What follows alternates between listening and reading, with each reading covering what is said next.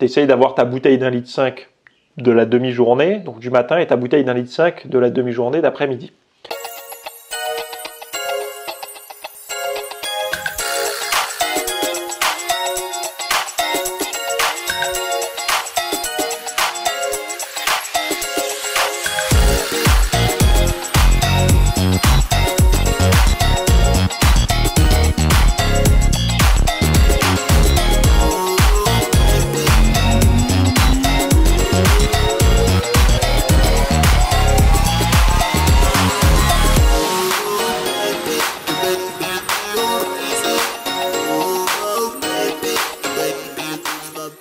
Salut à tous, nouvelle vidéo questions-réponses aujourd'hui, donc les vidéos qui vous appartiennent, où vous pouvez me poser une question directement en commentaire ou dans le formulaire qui est linké dans la description si vous voulez rester anonyme, parce qu'il n'y a pas d'email, il n'y a pas de rien du tout, c'est une question sans nom, sans prénom, sans email.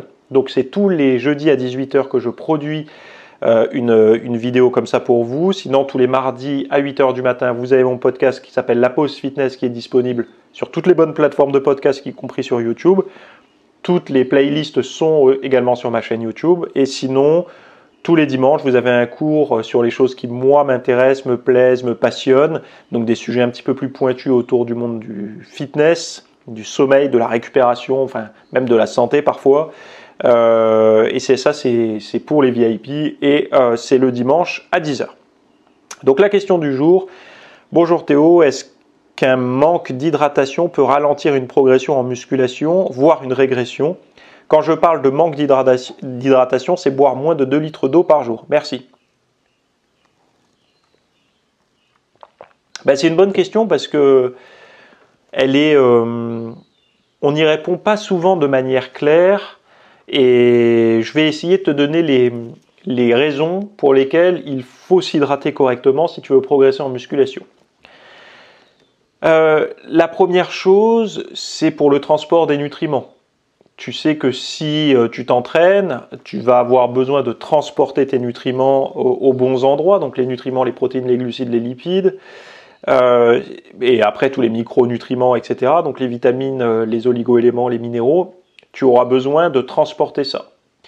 Donc, une bonne hydratation permet un transport correct, en tout cas suffisant, de tout ce petit monde-là. Et toi, tu as envie de bien récupérer, donc forcément, tu as envie d'apporter tous ces nutriments là où il faut.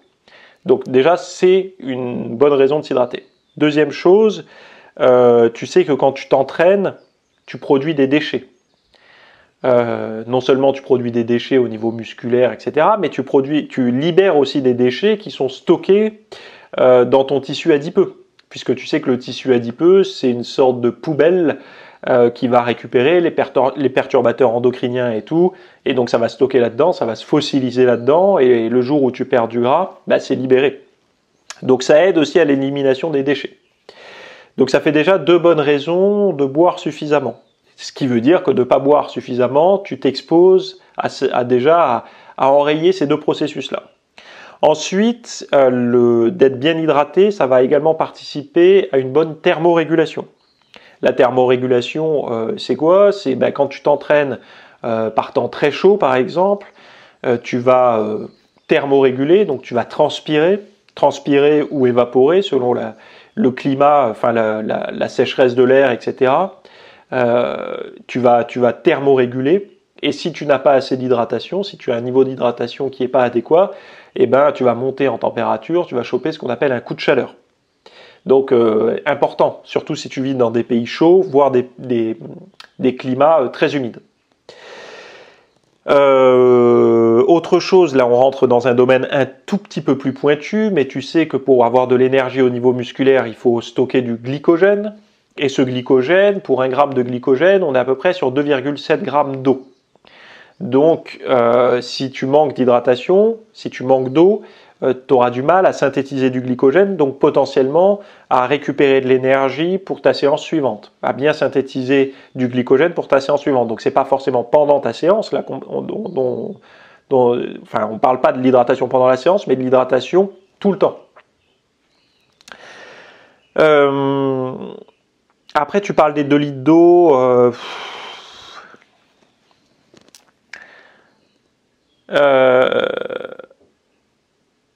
c'est pas forcément... Enfin, moi, personnellement, déjà 2 litres d'eau, est-ce qu'on entend 2 litres d'eau au total ou juste l'eau de boisson?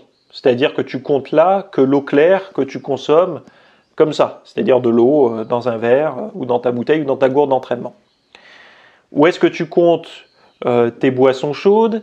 Est-ce que tu comptes l'eau présente dans les aliments que tu consommes? Parce que là, c'est plus la même chose. Par exemple, si tu manges 300 ou 400 grammes de haricots verts ou de brocolis, tu apportes aussi pas mal d'eau. Moi, je pars du principe que pour un sportif, pour essayer de rester dans les clous, j'aimais bien donner comme repère, tu essayes d'avoir ta bouteille d'1,5 litre de la demi-journée, donc du matin, et ta bouteille d'1,5 litre de la demi-journée d'après-midi.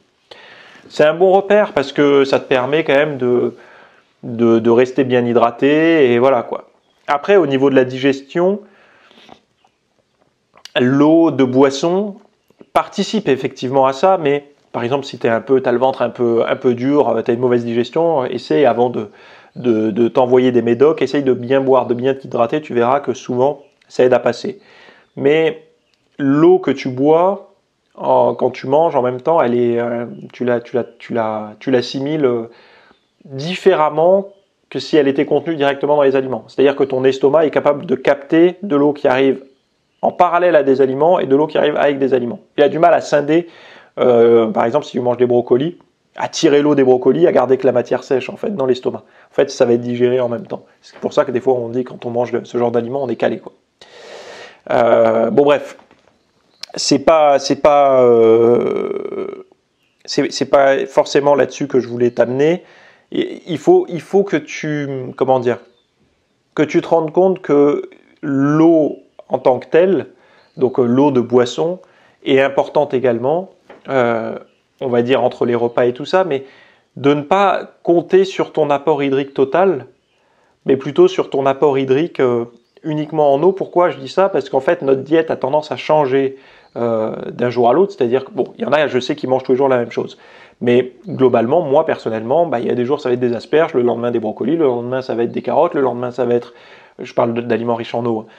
Et la teneur en eau va varier en fonction des modes de cuisson et des aliments que je vais consommer. Par exemple, si je fais des carottes au four, elles auront une teneur en eau bien moindre que si je fais des carottes vapeur.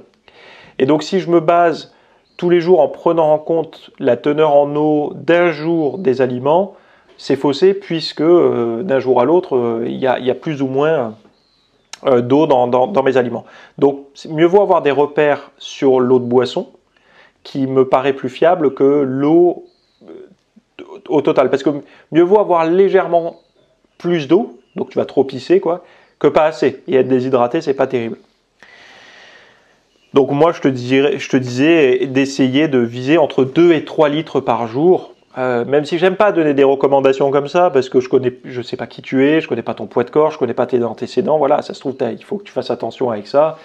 Voilà, moi je suis pas médecin, je suis pas nutritionniste ni rien, mais bon, chez les sportifs, la norme, tu peux regarder, c'est entre 2 et 3 litres. Il y en a qui vont te dire plus, il y en a qui te diront moins. Moins de 2 litres pour un sportif ou une sportive. Quand tu commences à perdre beaucoup et tout, et puis comme je t'ai dit, thermorégulation, synthèse du glycogène, transport des nutriments, élimination des toxines, tout ça fait que voilà, c'est important de bien s'hydrater, quoi. Donc j'espère avoir bien détouré ta question, d'essayer d'y répondre au mieux. Après, j'ai fait un cours très complet sur l'eau, l'eau en musculation. Va le voir parce que là, je t'ai raconté un petit peu, je t'ai grossièrement détouré le problème. Après, petite anecdote personnelle, c'est vrai que quand on consomme pas mal de végétaux, on a tendance à avoir moins souvent soif. Donc si tu combines pas mal de boissons chaudes, si dans ta journée tu bois des tisanes, des café, thé, plus tu consommes beaucoup de légumes, donc beaucoup d'aliments riches en eau, tu vas te retrouver à avoir moins souvent soif. Et c'est là où ça devient complexe parce que quand on a une alimentation saine, on se retrouve plus fréquemment à boire sans soif. Et moi, j'ai l'impression que cette soif quand elle se manifeste, je sais pas qu'une impression, je crois que je l'avais lu d'ailleurs, c'est qu'on est déjà déshydraté un petit peu. Donc, et ça, moi, je le vérifie, et je vais te donner une anecdote. Quand je fais mon cardio, ou quand je fais un sport, en ce moment, en plus de la muscu, je fais pas mal de planches à roulettes, donc de skate. Et le week-end dernier ou le week-end d'avant, je ne sais plus quand c'était, enfin de toute façon peu importe puisque la vidéo elle sortira pas forcément le jour où je la tourne, même pas du tout. J'ai fait un fast-food le week-end, ça m'arrive, et le lendemain, et l'après-midi, donc c'était le midi, et l'après-midi je suis allé faire du skate. Donc pendant 3 heures je crois. Non, 2 heures. J'ai bu énormément. Pourquoi? Parce que alimentation très salée, on sait que la junk food c'est très salé, pas beaucoup d'eau dans l'alimentation, dans cette bouffe-là. Et j'étais au soleil et je m'exerçais, je faisais du cardio, je transpirais. Donc toutes les conditions réunies pour me déshydrater. J'ai bu énormément. La même session, parce que des fois ça m'arrive de faire mon cardio comme ça, mais en pleine semaine, eh bien je peux te garantir que c'est pas du tout la même soif. Pourquoi? Parce que alimentation moins salée, parce qu'alimentation plus riche en eau, etc. Donc, d'avoir très soif tout le temps, est-ce que ça ne traduit pas qu'on a une alimentation trop salée, en tout cas trop pauvre en eau? Moi, en tout cas, c'est ce que je vérifie chez moi, personnellement. Mais après, voilà, je ne veux pas m'avancer pour tout le monde. La semaine prochaine, on parlera de perte de poids d'une personne de 50 ans qui a perdu beaucoup de poids. Enfin, pas mal. Et on va voir un petit peu par rapport aux problèmes de peau, d'étendue et tout ça. Donc, restez connectés. Sinon, allez voir tous les liens dont j'ai parlé là, dans la description ci-dessous. Voilà. À plus, bye.